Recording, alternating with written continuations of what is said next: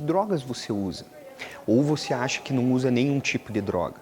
Segundo a Organização Mundial da Saúde, droga é toda e qualquer substância que causa algum tipo de alteração no funcionamento do organismo. Desde que o ser humano está na Terra, ele se relaciona com os mais variados tipos de substâncias que causam alteração no organismo para os mais variados e diversos fins. E há duas coisas bem diferentes que a gente precisa entender. Uma delas são os efeitos que a droga pode causar no organismo humano e outra é como a gente lida com essas questões. A política de drogas, a forma como nós lidamos com essa relação pode causar prejuízos ainda mais graves do que o próprio uso de drogas em si. O problema não são as drogas, o problema é o ser humano. O que se busca com isso?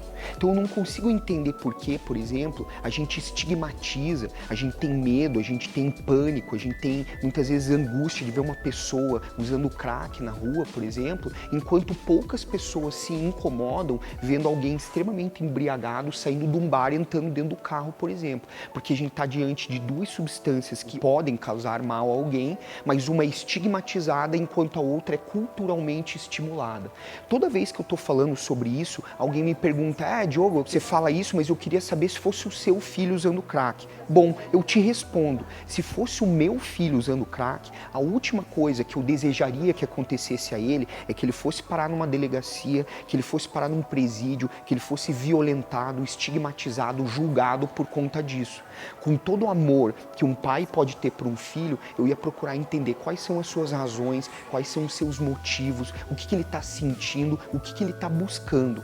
Se você quer ajudar alguém a não ter problemas relacionados ao uso de alguma droga, é muito importante que você tenha e que você preserve com essa pessoa um ambiente de diálogo, de confiança, que a tal ponto dessa pessoa poder se abrir com você e você procurar ajudá-la a entender as suas próprias emoções. Se ela está procurando preencher um vazio dentro de si, se ela está procurando uma fuga, anestesiar algum sentimento, a probabilidade de você ajudar essa pessoa é muito maior. A última família que eu ajudei foi uma mãe que me ligou porque o seu filho, que segundo ela estava tendo problemas com drogas há muito tempo, mas estava em tratamento, teve uma recaída e foi preso com um pouco de maconha. Ao chegar na carceragem da delegacia de polícia civil onde ele estava, eu como advogado pedi para ver esse menino. Em uma semana nessa carceragem, ele já apresentava algumas feridas na pele porque ele estava num lugar onde muitas vezes nem ratos conseguem sobreviver. E depois de colher todas as informações que eu precisava, eu perguntei a ele: você deseja que eu fale alguma coisa para os seus pais? Porque saindo daqui eu vou dar um retorno para eles.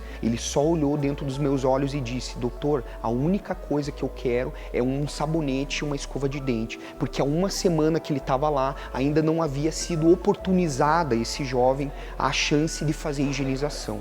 Porra, eu sinceramente não consigo aceitar que a gente não consiga pensar em soluções mais humanas, mais inteligentes, mais eficazes para lidar com isso. Vocês conseguem imaginar como vai voltar para o convívio social um menino de 19 anos como esse, que permaneceu num lugar desses? Essa política insana só subsiste, só permanece por conta do medo. Muitas pessoas, quando estão debatendo o tema das drogas, algumas querem defender a descriminalização, mas na verdade estão falando de legalização, que são coisas bem diferentes. A legalização seguida de um processo de regulamentação pode aumentar, inclusive, as chances do Estado restringir a circulação de uma determinada substância. Você acha que é mais fácil você conseguir um medicamento de tarja preta, por exemplo, que é controlado pelo Estado, ou maconha? Vamos parar para pensar pragmaticamente de que servem estas campanhas de medo e de terror que a gente trabalha a questão das drogas há tanto tempo.